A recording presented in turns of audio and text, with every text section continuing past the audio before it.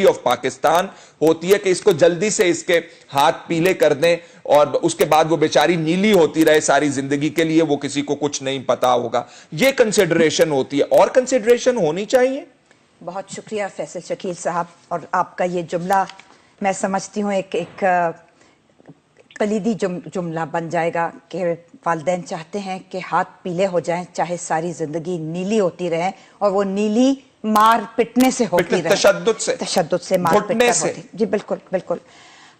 और सिर्फ मारने से तशद्दुद नहीं होता, एक ज़हनी और मुआशी तशद्दुद भी होता है, इक्तिसादी तशद्दुद भी होता है, मवाक़ों की कमी भी तशद्दुद में शामिल की जाती है। आपने एक बहुत वसी और एक बहुत बड़े तनाजुर में इस औरतों के बारे में बात शुरू की है।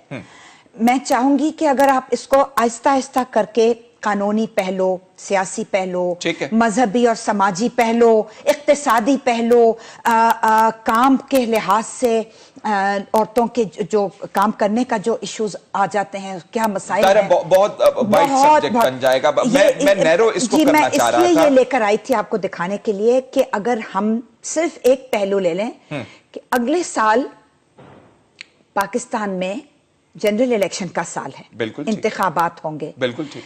तो नाहीद अजीज ने और मैंने मिलकर 2013 के इंतखाबात के लिए सियासी जमातों को 14 मौज़ूआत पर औरतों और बच्चों के हवाले से ये तजावीज़ दी थी और रिकमेंडेशंस और सिफारिशात पेश की थी।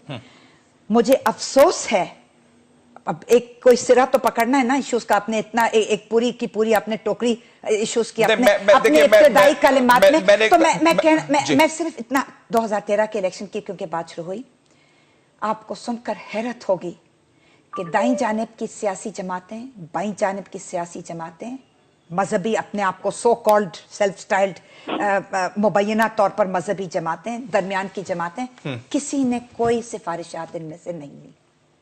लिहाजा औरतें